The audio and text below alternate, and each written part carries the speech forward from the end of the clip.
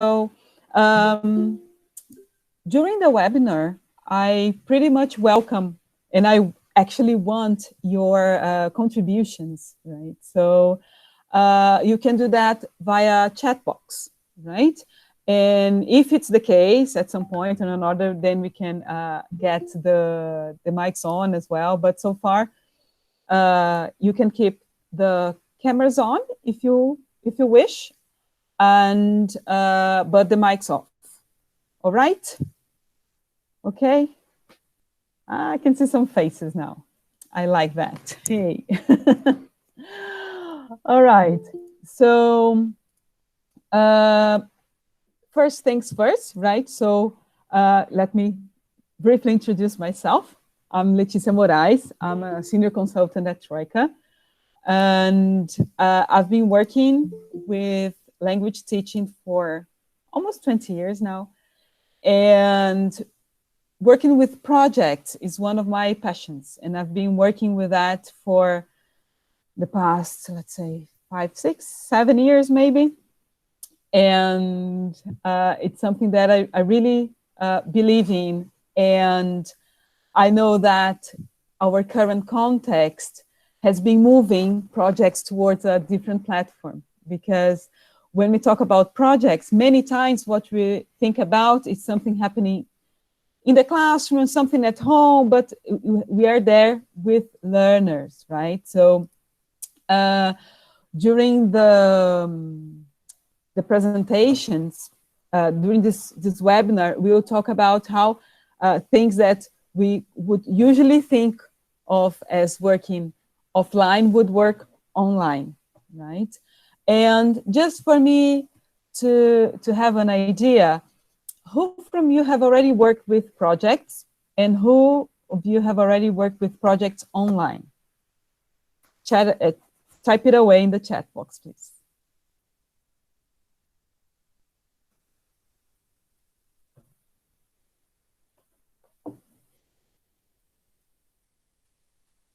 Not yet, Chris. I like the part yet. This is always inspiring. In class and blended. Hi, Vicky. Kelly, not yet as well. Rafael, not yet. All right, not yet. Okay, so lots of not yet, and then we have Vicky as a more capable peer, right? Who has already worked with projects in the blended environment, let's say, and also in class. So Vicky, feel free to contribute whenever you feel like, right? Whenever you have your 10 cents to contribute, right? All right, so let's, can you all see the presentation? Yes? Yes, great. So to start from the beginning, right? So what are projects? Because projects are terms that are, we have been talking about them quite a lot lately, but it's important to establish a common ground of what am I talking about when I'm talking about projects, right? So what comes to your mind when you think of projects? I know that probably you won't have the time to write a full description of that, but write keywords that you usually associate with projects. Type it away in the chat box, right?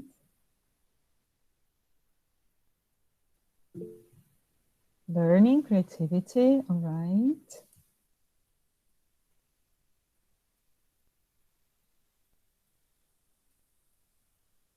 What else?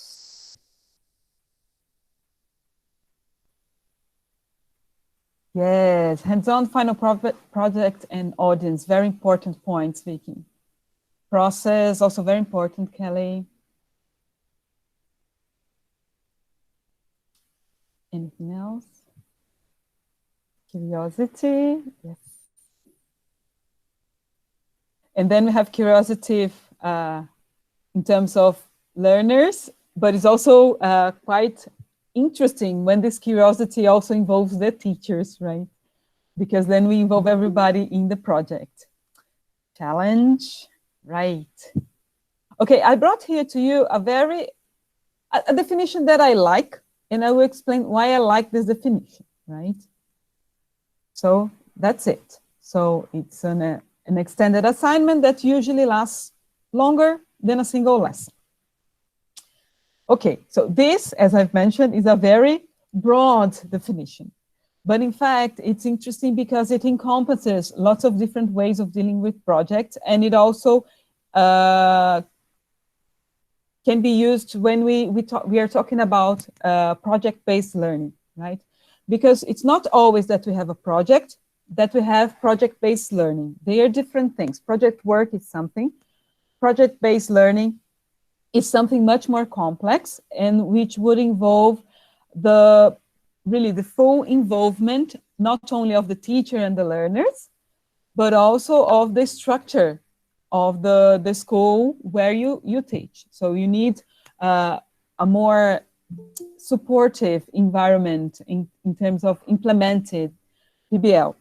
What I'm going to talk to you today about is more related to project work, but many things can also be applied to PBL, right? So it can apply as well.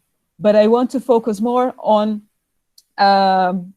project work, because I know that the reality of most of language centers and schools and don't have all this preparation for a fully implemented project-based learning, but that's no reason not to use projects, and projects can definitely be incorporated in the process, right? So this is a very broad definition, and in a way it's good because it encompasses everything, but it's not so good because it doesn't help us define that very much. So I want to show to you some key aspects of projects that some of them Vicky has already mentioned, others some of you also mentioned, but these are key elements that should be present when we are talking about working with projects, and these are they, right? So key things about projects, right? So it should be about the content and about the learner. It's not about the teacher, and it's not about the curriculum. It's not about the syllabus, and it's not about the language itself, right? So we can, during projects, students will develop language, but the project per se shouldn't be focused on practicing a specific language point, right? So this is something very, very important, right? Projects also foster this integration of different skills. So it's difficult to think of in fact, I cannot think of a project that works with a single skill. So we usually have a combination of skills going on, sometimes even the 4 skills, and many times I'd say the 4 skills going on there. So reading, especially in the part of the research, depending on the final product. Also, when you are reading students are reading each other's final products, we can have listening also in the research part and also in the presentation part, and listening and speaking also during the interactions among learners, and writing for the preparation of the project. So even if it's if the final product involves something written or something oral, maybe a video or something like that, or a podcast or something that wouldn't have a written text in the end product. In fact, while you are preparing, you will have a script, something notes, and something to help them and support their oral production later. So you end up also working with writing, right? As Vicky mentioned before, and I have already said now, So we need an end product. And when we talk about an end product, a final product, it should have an audience. So it's not only about making a podcast. So who will be your audience for this podcast? It involves showing this podcast. Is it going to be for the classmates only? Is it going to be played for maybe parents, for other groups? How is it going to happen there, right? So this is something very, very important, right? And projects are also highly collaborative and cooperative. So that's why interaction is so important. And that's what also fosters this integration of different skills. And it's potentially motivating, stimulating, empowering, and challenging. These are all beautiful words, right? So when I say potentially, it's because they may be sometimes hard to achieve, but if you don't achieve them, if students don't feel stimulated, empowered, and challenged, they will probably don't get engaged in the project. So this is something very important for a successful project to happen, right? So far, any comments or questions? Or should we move on?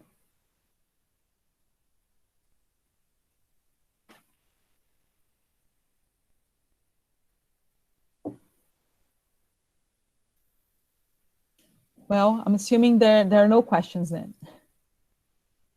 All right. So these are the key features of a project. Can you see this happening in an online environment?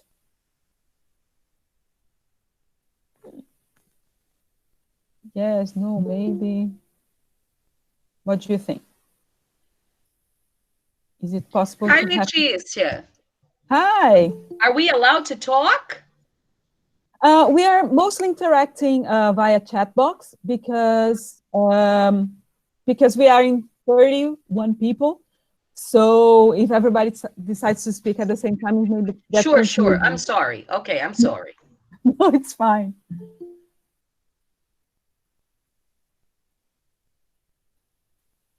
Yes, projects need to be careful planned. It can happen online, right? Sometimes. What about the others?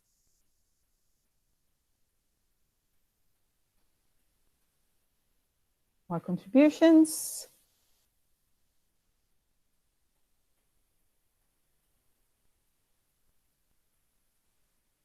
Yes, it can be. So, but as in everything in life, it has advantages and disadvantages. And that's what I want to delve into now, right?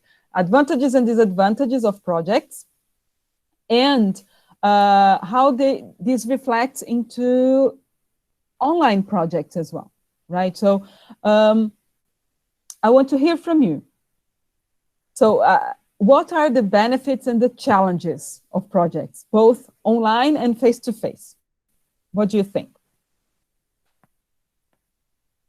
So it depends on the age, and we need to find ways to engage them. Yes. So depending on the age, when we talk about projects, we think about children and teenagers, right? They are usually the age group most of us tend to work with projects. It doesn't mean that we cannot use them to work with adults. The challenge with working with adults is to have them participating. Remember that the projects, they are extended over the period of one lesson. So getting that kind of participation with adults, sometimes it's more challenging. But in a group, that where adult students are really attending lessons regularly, it's also a possibility, right? Let's see. it needs to be very objective in terms of what's going to demand from them. Yes. Motivated for teachers and students. Yes. And the motivation we have as teachers also motivates learners. Because if we don't believe in what we are doing there, or we look and say, this project is not going to be so interesting, probably we are not going to talk about that with the same passion that we would talk about if we believe in the project. So it's something that we should believe in as well, not only because learners may find it interesting, but because we also find it interesting. So this is a very important point, right? So make people interested in the subjects can be a challenge, right? Involvement, clear instructions. Definitely clear instructions are important. Yes, teenagers will probably engage themselves more than adults. Yes, especially because of this thing of attending lessons more regularly, right? I'll show you some benefits and some challenges, and I want to comment some of them with you, right? So the benefits, right? Some of them already mentioned, like the integration of skills, collaboration. It encourages creativity because it gives them room to express their creativity. It also develops a sense of responsibility, especially when you're talking about teenagers and young learners. So this is something they are learning in their lives, right? So it's something they're developing. So projects help them develop that, but it has to be well planned in order to develop it. Because if we just ask them to do things and we don't help them with when, how, what, they're probably going to struggle with that. And it's not because of the sense of responsibility. It's because they don't know exactly what they have to do, right? This both online and offline and face-to-face. So they also need discipline.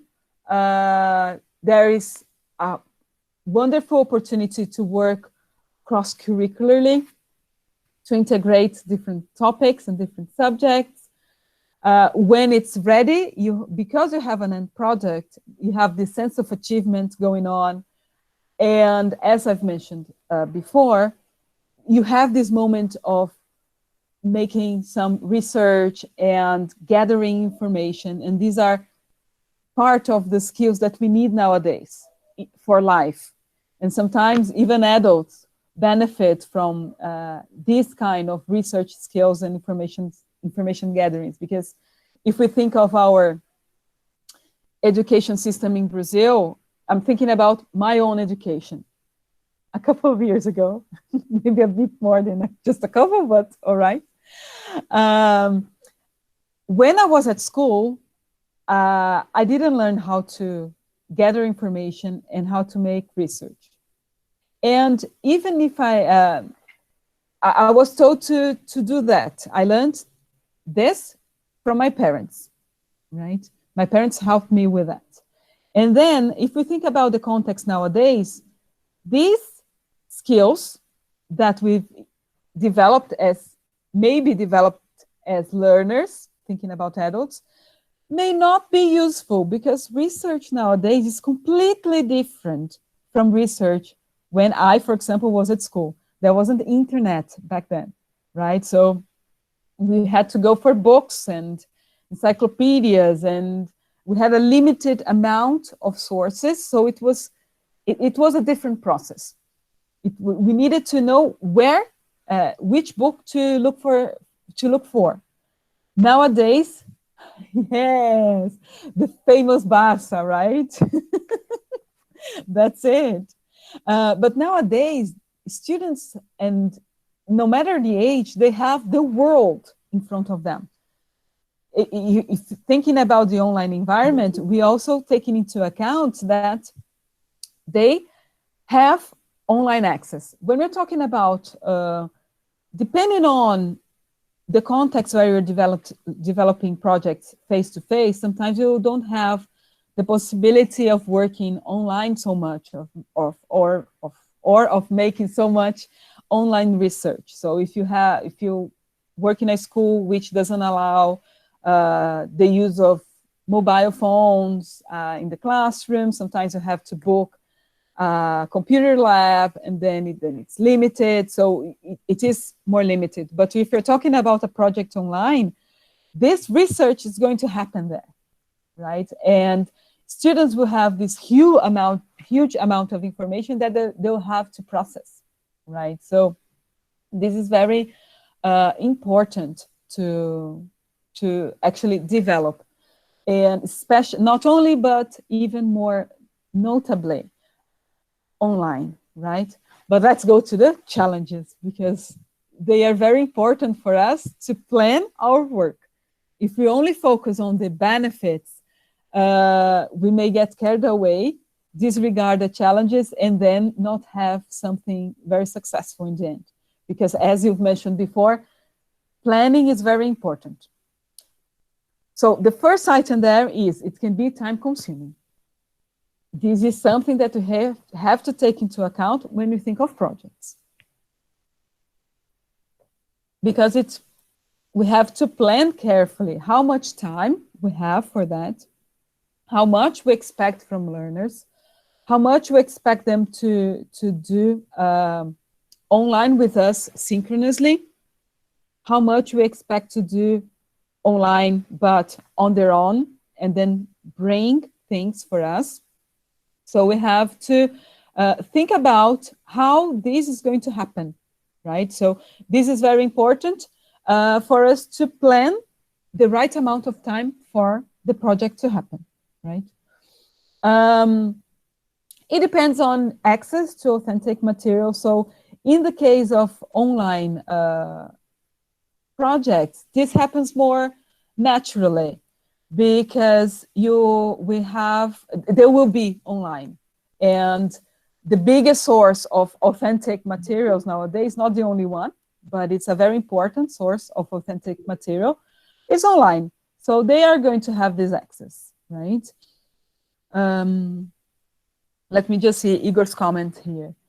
So some students told me during a class last week that they feel more comfortable doing research and presenting their findings on Google Meet than in the classroom. That's it, Igor. This is something that has been happening. Some shy student, or they feel kind of protected behind the camera. It's curious, but it's interesting, right? And this is an advantage of online projects, because they feel more comfortable. So they will probably engage more. They won't shy away that much, right? Let's see Lydia's comment. A benefit when teaching, delivering remote sessions is that students will feel more encouraged to use technology tools while learning, which adolescents love. Yes, and however, collaborative tasks will create with creative guidance and function delegation will be some crucial points to consider. And that certainly is a challenge for both sides, as there is a vast source internet offers nowadays. Planning sound a must, definitely a must, Lydia. And this is interesting because we have to rethink how the interaction among learners is going to happen. Are we going to work with that synchronously with us, or are we going to work with that asynchronously? Are we going to encourage students to interact without our supervision? So these are decisions we have to make. And students can also work with that asynchronously, but with our supervision. And I'm going to show you some examples of that later. You can use platforms like Padlet, for example, where students can brainstorm ideas, and you can check what they are doing, but you don't have to be, you don't have to expect everybody to be online at the same time to do that. So these are all part of planning. So planning the interaction is important, right? And how it is going to happen, right? And how much you expect them to interact, right? I'd say that nowadays with this emergency online teaching, we are kind of getting new ways of interact because we are doing that ourselves. So we have been forced to go online and to interact not only with our learners online, but also with family and with our peers and everything. So we have been learning how to deal with that maybe better than before the pandemic, right? Going back to the challenges we have there, it will depend on the receptiveness of participants that I've mentioned briefly before. And we also have to think how, in what way the project will be interesting for that group of learners, right? Why it can be interesting because of the topic, it can be interesting because of the end product, it can be interesting because of the interaction itself. It will all depend on the group you have. So you have to know your learners in order to know what kind of project will be interesting for them and how we can show the benefits of that project, right? And well, planning and management skills, right? And this is not only for learners, it's also for us teachers. Because projects, they are meant to give students freedom to create, but it doesn't mean that they're not going to prepare. And we need extensive preparation for it to be successful.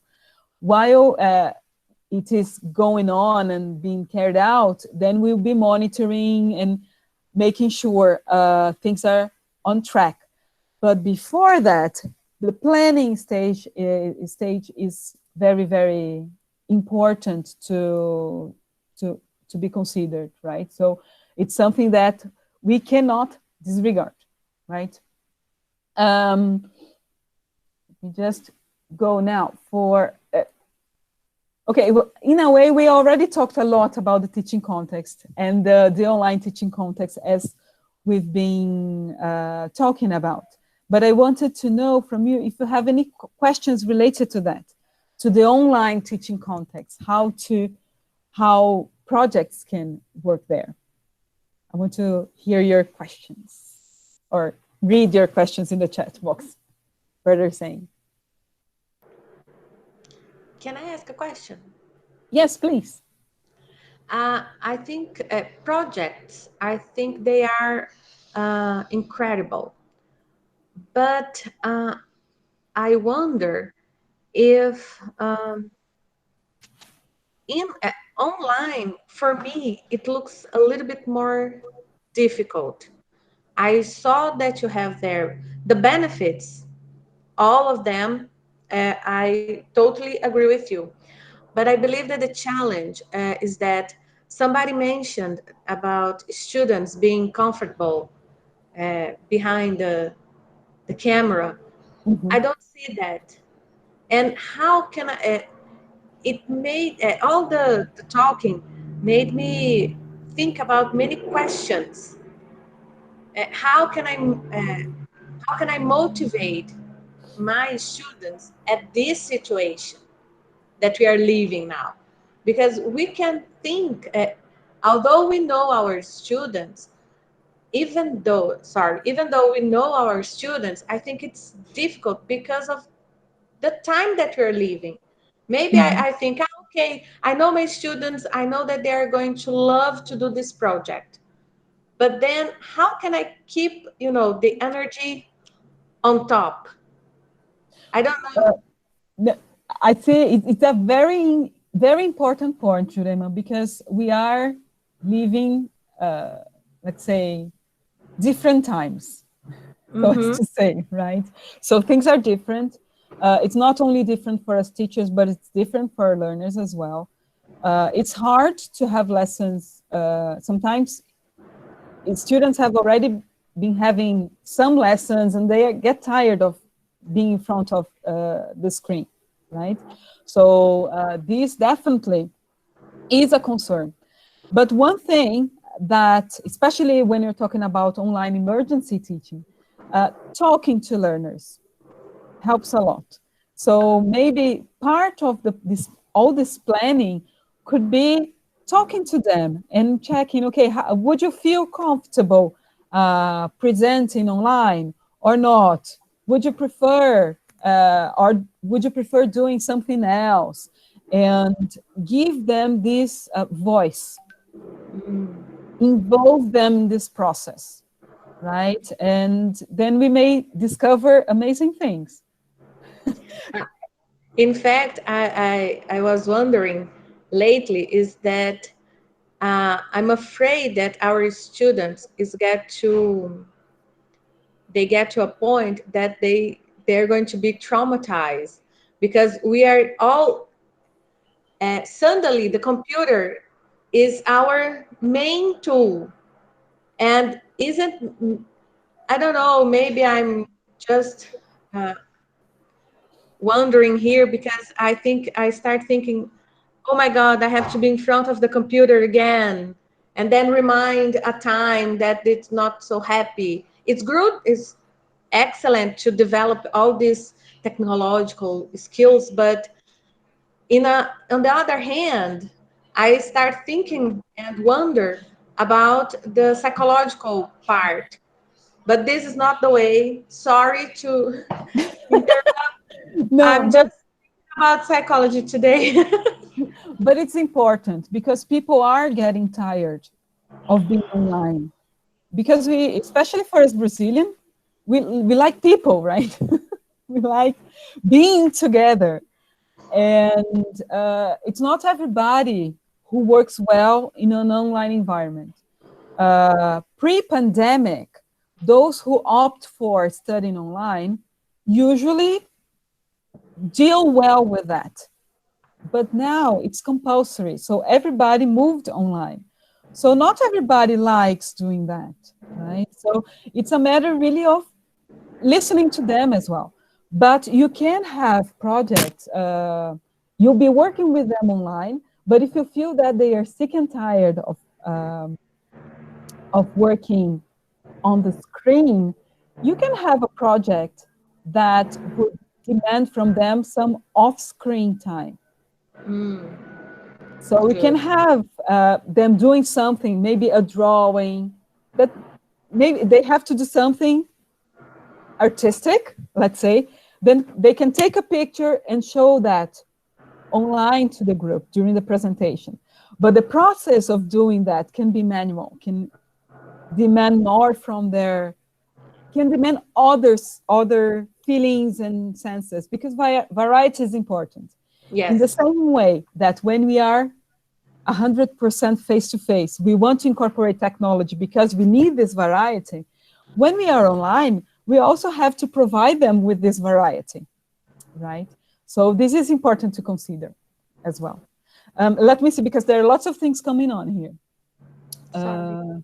No, it's okay.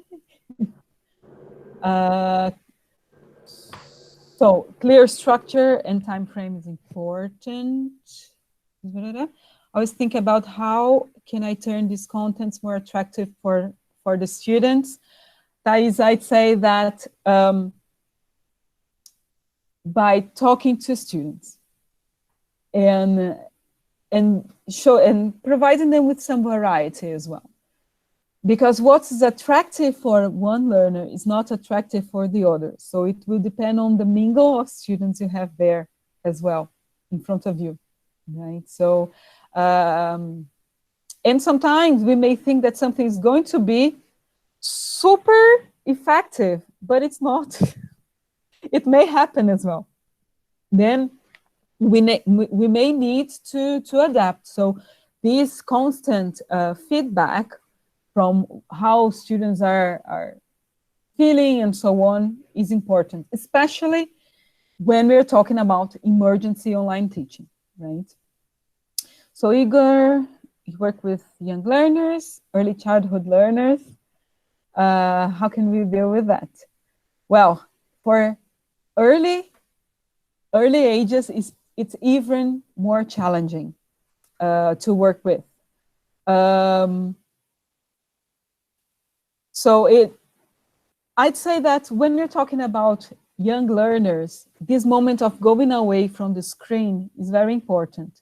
And this is probably going to motivate them because they are developing their fine motor skills and so on. And we don't want them only to develop how to deal well with a mouse or with a touchpad. We want them to do other things. So it's important to cover that and to offer them this variety, something off screen. But it depends a lot on how much support they have at home from parents, for example.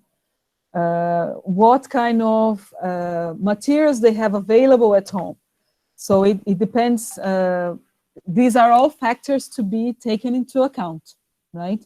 But it's very interesting to have them to actually do, or maybe making those experiments like the beans, like planting the bean in the cotton and so on. Actually having them to do that, right? And observe the plant growing and so on. This is something that they can do as part of a project as well, right? Let's see, Claudia here.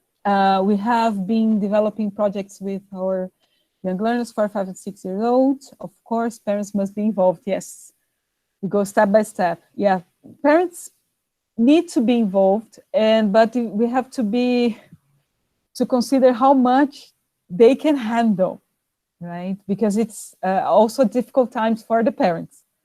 So this has to be considered. And going step by step is important for any age, for any age, but especially for the younger, for early ages, right?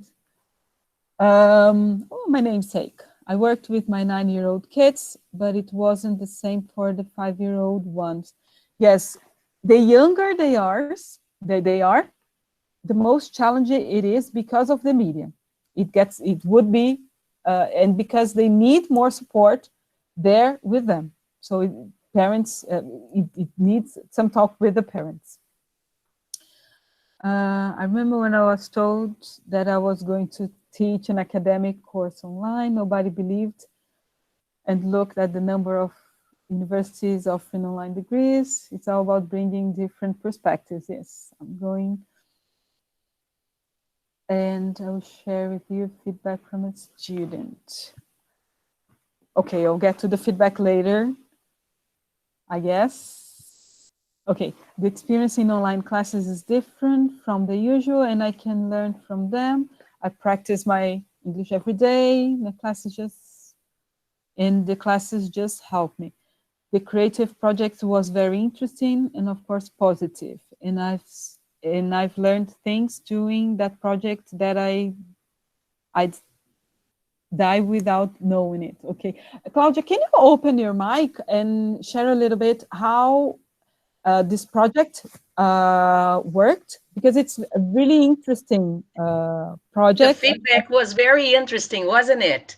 Yes. This is a group of 8th graders, and we have to talk. It's geography. We work with bilingual education, and we have the geography subject. And right now we are talking about slums. So we started by asking the students, I provoked them, what do we understand by Islam? And I made a chart with different conceptions of Islam. And they came bringing different things. They brought a video they found, which was very interesting.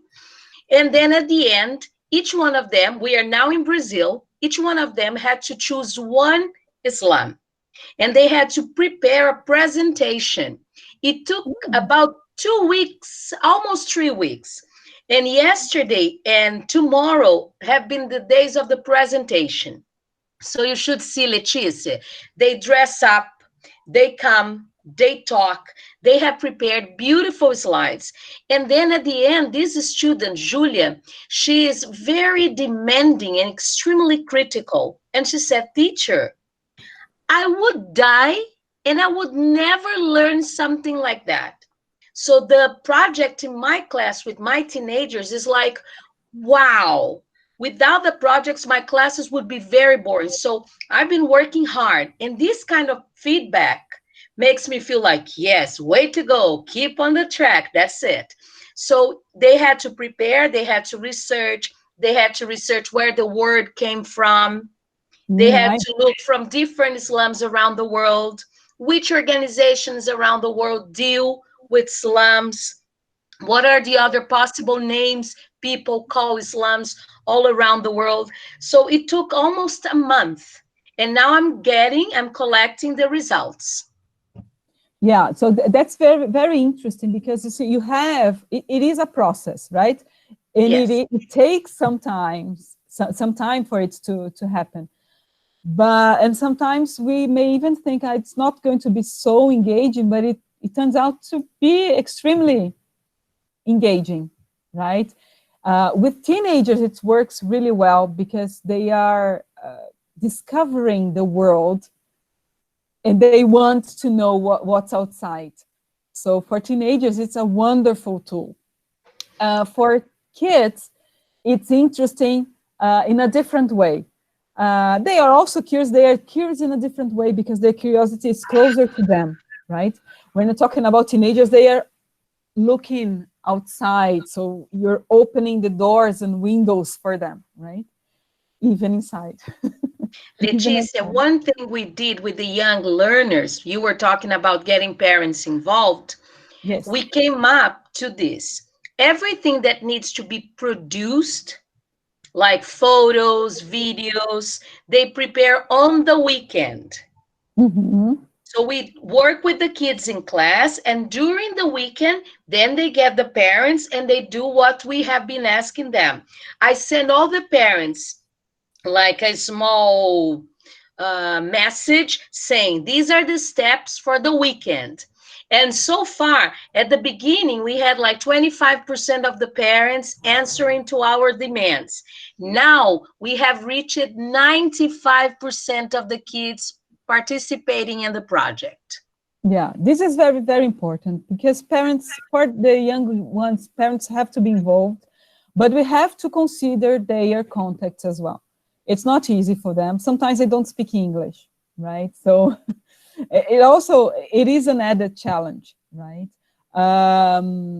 So this, I'd say that considering the context, the current context, um, talking to learners and parents is key, right? It's always important. It's not that we don't talk to them, but this exchange is crucial because we are learning, they are learning, we are learning how to deal with this new reality, and they are as well. So we need this interaction really to happen, right? Let me just go back to the comments because we are already running out of time. I can't believe it.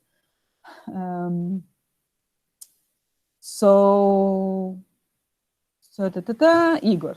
I've been working on a project with third graders about life cycles, and it's been so great. I've researched, presented, created life cycles using different structures and materials, and they had a great time for a great idea for the final project. They're going to prepare a campaign in order to make people aware of the importance of protecting cerrado animals. Nice.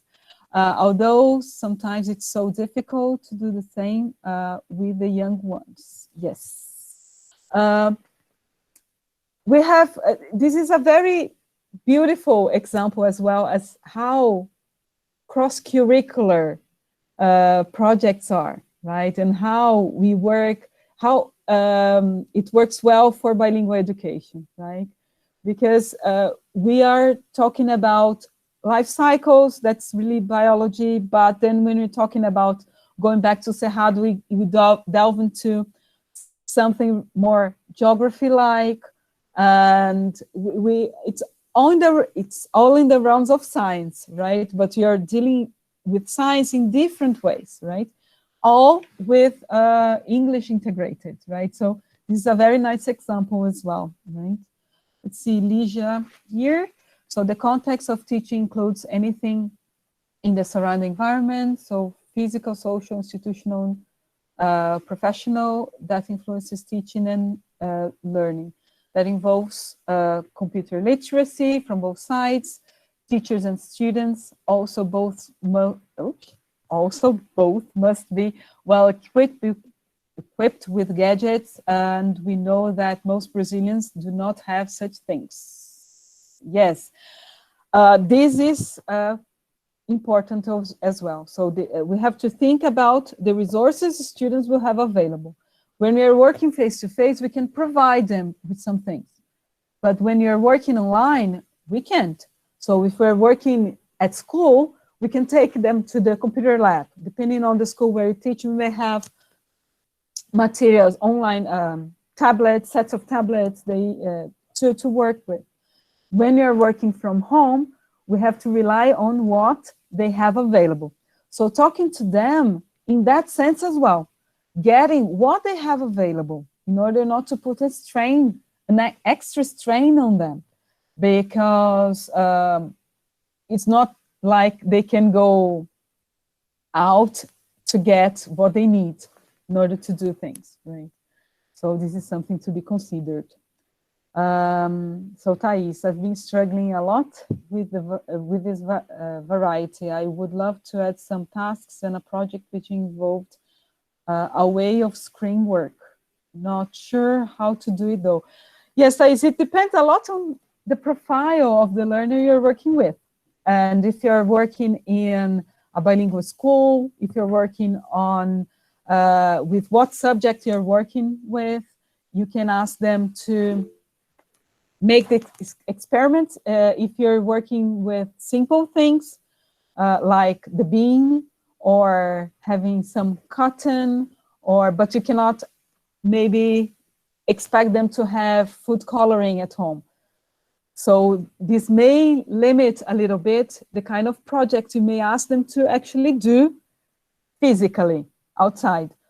But it will depend a lot on the topic and the age of learners. But it can be having them to actually draw something, as I've mentioned, or do something with cutting. So Thais, let me just check here. Thais, do you want to open your mic? I guess it's going to be easier.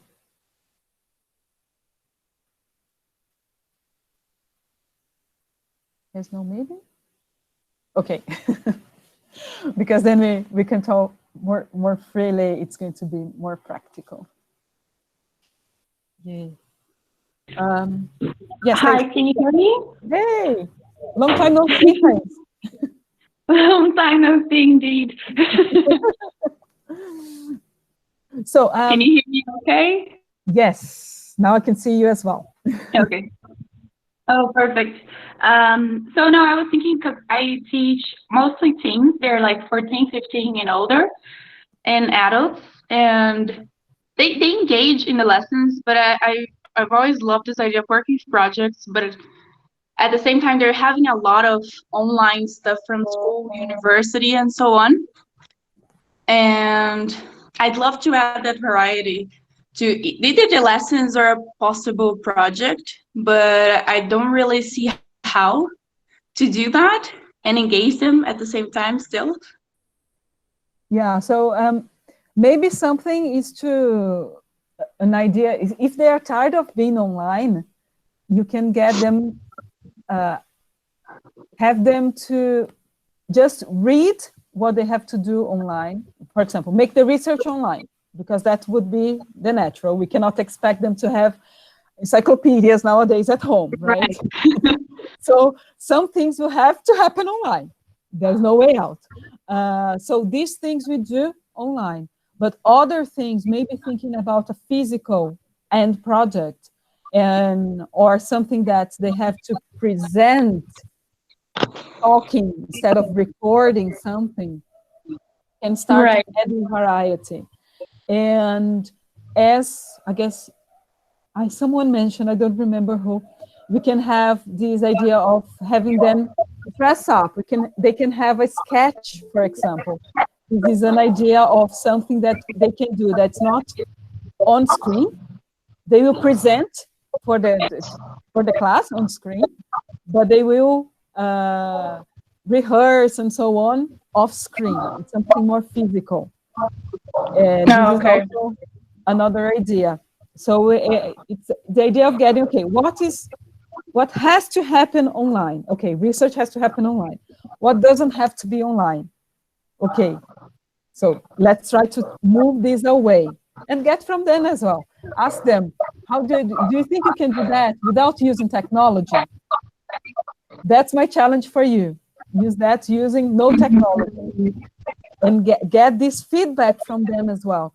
Because sometimes we teachers, we struggle a lot. We try to solve everybody's problems, but we cannot cover everything. But if we talk to them, they may come up with something interesting, having this more student-centered approach. And projects are great for that.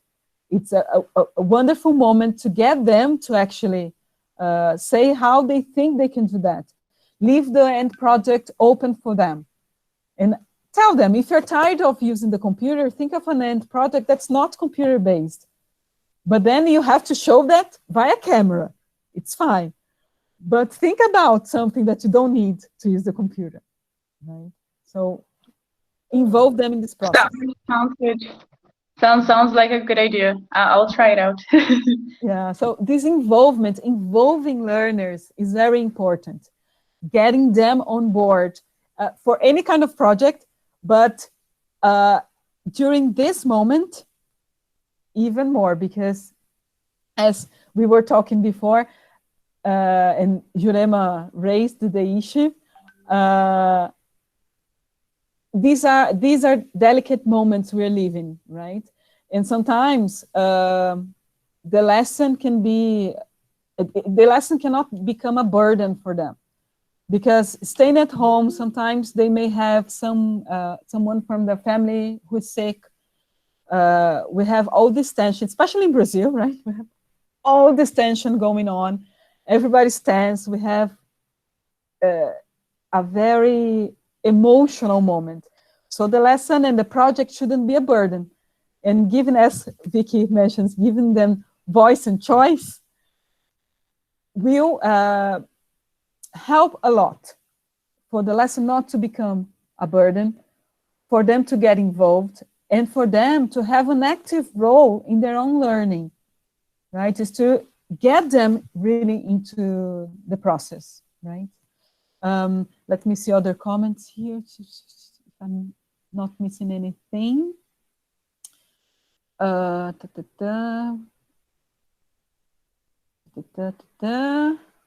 guess, so let's see, Leticia, we are working with arts, so I always ask them to paint something, listen to music, remake paintings, and send me pics. Yeah, that's a nice idea, Leticia. And working offline and sharing online, right? So this is important. If we are talking about online projects because of the means of delivery, the project can happen 100% online. This is also possible. But if we feel that students are tired of screen, and I relate and I understand that this may happen, there's no reason to have that 100% online, right? I just want to share with you, because I've mentioned before, a way of brainstorming, idea of having some brainstorm for the project, asynchronously, but still with students' participation, right? So, can you see the Padlet?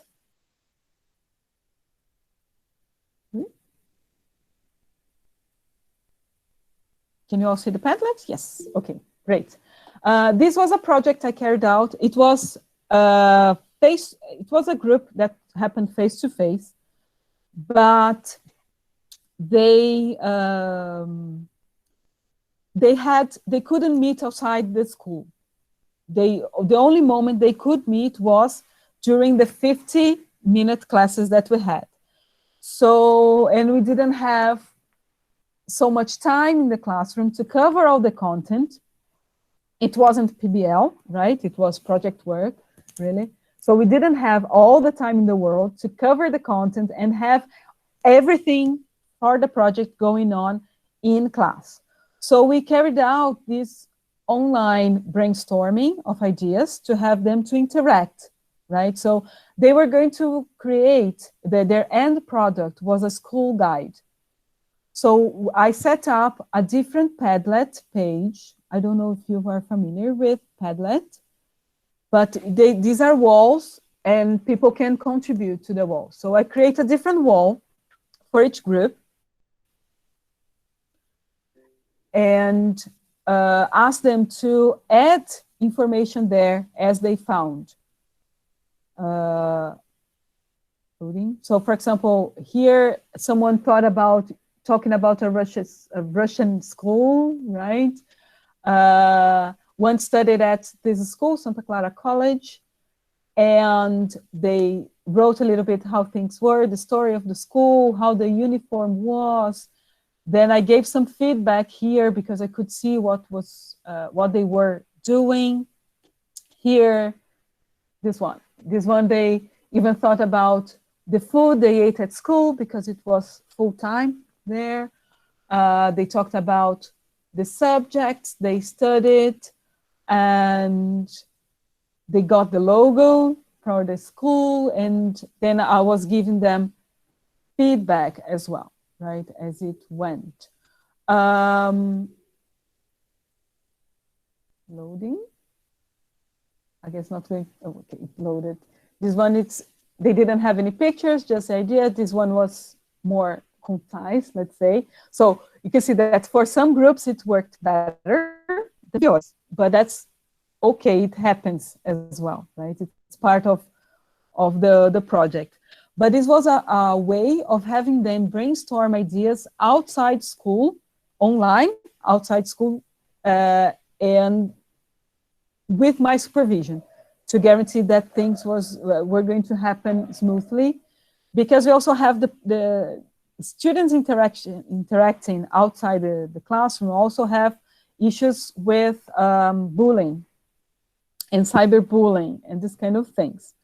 So having an online thing which you can supervise tends to be better, because then you can actually check if they are, if they're doing, if they are on track, and you can guide them, and if they are working well together, and if there is any kind of intervention needed, right? So just for you to have an idea, this is just one idea of doing it online. We have other platforms that we can use. So we can have Edmodo, for example.